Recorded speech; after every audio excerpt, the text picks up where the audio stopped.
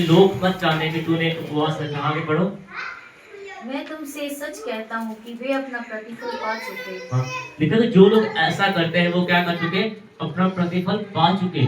अगर आप मुंह बनाते हो हाँ जी हमारा उपवास है, ऐसे रहते हो लोगों को दिखाने के लिए मेरा फास्टिंग है, तो लिखा कि वो लोग क्या है, वो अपना फल पा चुके। क्योंकि आप परमेश्वर को नहीं दिखा रहे, आप परमेश्वर को कुछ नहीं कर रहे, आप जो आपके साथ रह रहे हैं, जो आपके साथ बातचीत करते हैं, जो आपके साथ संबंध है, वह आप उसको दिखा रहे हो कि मेरा उपवास है। तो ऐसी चीजों से क्या होता है, वो फल नहीं मिलता। हाँ, परंतु जब तू उपवास करे तो अपने सिर पर तेल मल और मुंह धो। हाँ, लिखा जब तू उपवास करे तो अपने सर पे क्या करना, अपने आप को नहा धो और तेल लगा अपने सर पे और अपने मुंह को धो।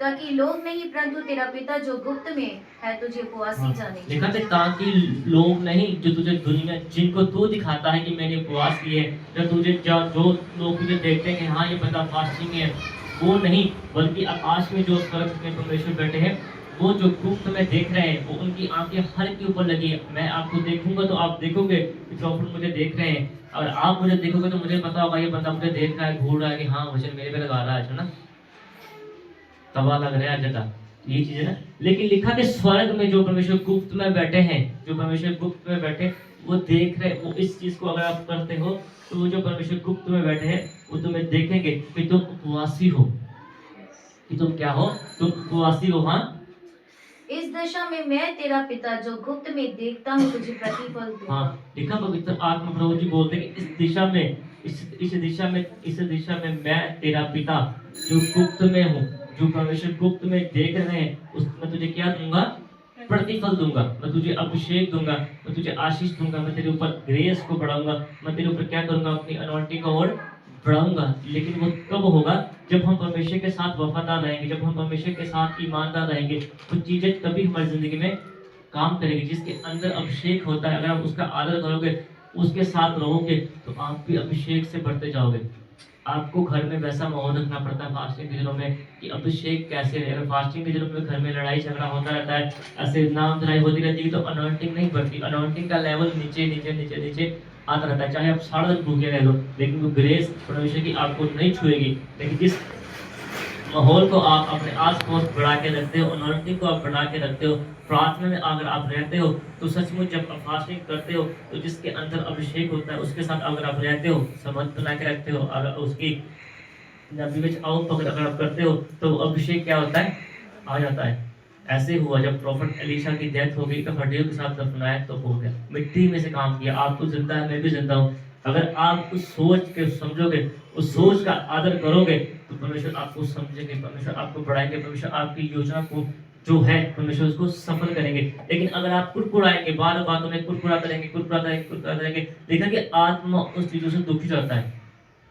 एक बार समझाया, दो बार समझाया, एक बार बताया ऐसे फास्टिंग करना, ऐसे करना, ये नहीं करना फास्टिंग में, ये नहीं करना, लेकिन बार बार आप उस चीज का जब निरादर करते हो, तो पवित्र आत्मा, लिखा भजन संहिता में कि परमेश्वर की आत्मा कोसों दूर चली जाती है।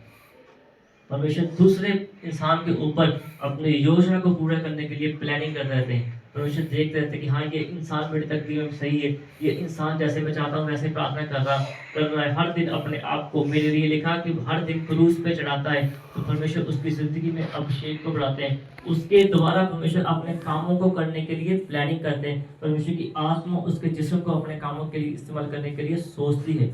जो इंसान रातों को बहते हैं, रात प्रार्थना करते हैं, एक दिन रात को प्रार्थना कर ली, 4 दिन फिर नहीं की, फिर बात नहीं बनती, कंटिन्यू हमको ये चीजें करनी पड़ती है, ताकि शैतान प्रभु को ये ना बोल सके कि एक दिन दुआ की देख 4 दिन फिर सो गया, इसके ऊपर केस है, शैतान ऐसे बोलता है इसको पढ़ाएगा तो इसको पढ़ेगा।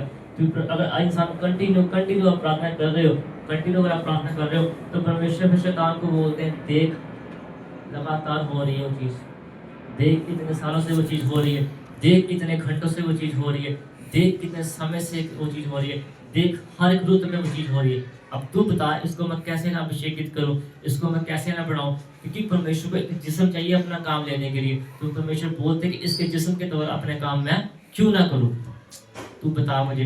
तो उस चीज़ का शैतान के पास, तो उस आत्मा के पास कोई आंसर नहीं होता, तो उसको उस छोड़ना पड़ता है। तो फिर परमेश्वर का अभिषेक क्या होता है, सर के ऊपर चढ़ के क्या करता है, अपने काम को करता है।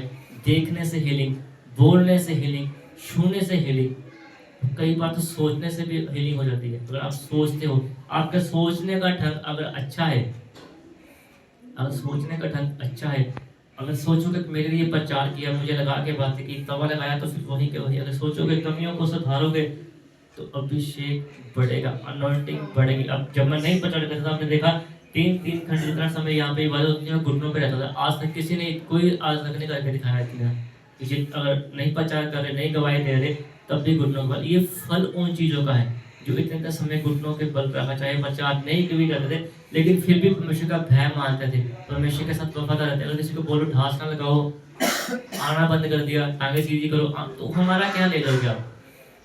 हमें तो परमेश्वर हर, क्योंकि हमारे अंदर वो सोच है, हमें जैसे कहते हैं लत लग चुकी, हम तो वो चीजें करेंगे, है ना? तो प्रभु हमें बढ़ाएंगे। लेकिन लिखा, जैसे हम पढ़ते हैं, लिखा कि परमेश्वर ने बोला कि मेरे लिए तो लिखा था कि ऐसे मैं सताया जाऊँ, क्रूस के ऊपर चढ़ा जाऊँ, लेकिन अच्छा होता कि तू पैदा ही ना होता।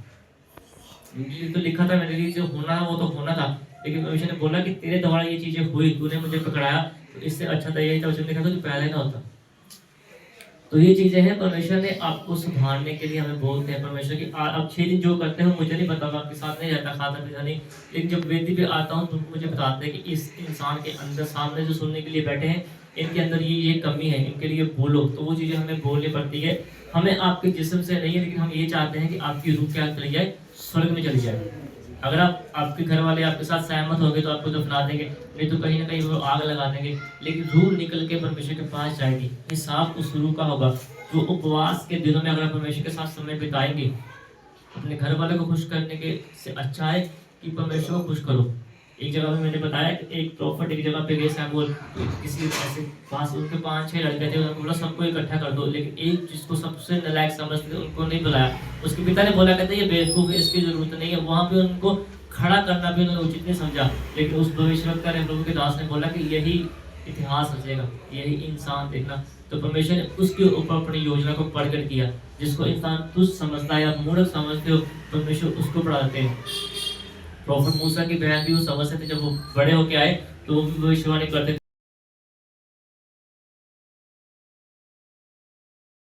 तो वो कैसे देखते थे। तो लेकिन जब वो वापस आए तो वो देखते थे ये क्या हो गया, ये तो मुझसे बड़ा प्रॉफिट बन गया। वो कहते ये क्या हो गया, ये तो मुझसे बड़े प्रॉफिट बन गए। मैं लोगों के लिए प्रार्थना करती हूँ, मैं लोगों के लिए भविष्यवाणी करती हूँ, लेकिन ये क्या हो गया। लेकिन उनके अंदर परमेश्वर की योजना थी। अब देखो इतने समय के बाद परमेश्वर ने उससे काम लेना शुरू किया। अगर जल्दी काम लेना परमेश्वर ने शुरू किया होता तो आज तक वो कितने और प्रॉफिट मूसा जी ने चमत्कार किए थे, कितनी अनॉइंटिंग उनके पास होती। धन्य थे वो इंसान जो पहाड़ पे चढ़ के इतने समय प्रार्थना की, भूखे रह गए 40 दिन और परमेश्वर से 10 आज्ञाओं को लेके आए। हम तो करते भी कुछ नहीं, पास्टर भी गलत है, प्रॉफिट भी गलत, हम ही सही है, बस उनको पता है कुछ नहीं। आज्ञा लेके आए परमेश्वर से, कोई आम बात नहीं, जिसकी जब तक ये दुनिया रहेगी उसके बाद जब दुनिया फिर बढ़ेगी फिर वही आज्ञाओं का प्रचार होगा। इतना बड़ा काम किया उस प्रॉफिट जी ने, कितनी कुर्बानी दी होगी।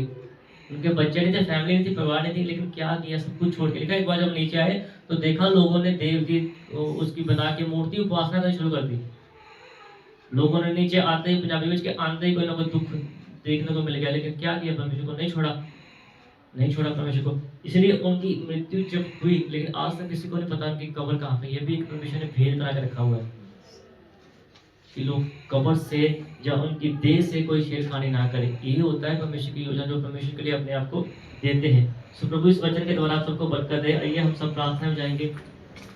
पवित्र आत्मा इस वचन के द्वारा आप सबको छू और बरकत दो मेरे पिता। ये लोग वचन से सीखने वाले और वचन के द्वारा चलने वाले हो मेरे पिता। में परमेश्वर जी, ये लोग आपके वचन के ऊपर चले और आपकी बरकत को हासिल करेंगे पिता। में हर के ऊपर आपका अभिषेक, आपका मसा बहे मेरे पिता। पवित्र आत्मा जो आप दिखा रहे हो हर एक के ऊपर, जो आपकी योजना है परमेश्वर, आप इनको सपने में, अगर ये लोग प्रार्थना नहीं कर पाते, प्रभु की आत्मा मुझे बोलती है कि मैं दिखाना चाहता हूँ, लेकिन ये लोग प्रार्थना नहीं करते। अगर प्रभु जी जब ये प्रार्थना नहीं करते तो आप इनको सपनों में, प्रभु की आत्मा मुझे बोल रही है आज सपनों में परमेश्वर की आत्मा आपको दिखाएंगे। पवित्र आत्मा हमारे को छू और बरकत दो। आपके पवित्र और वचन मांगता हूँ, आमीन।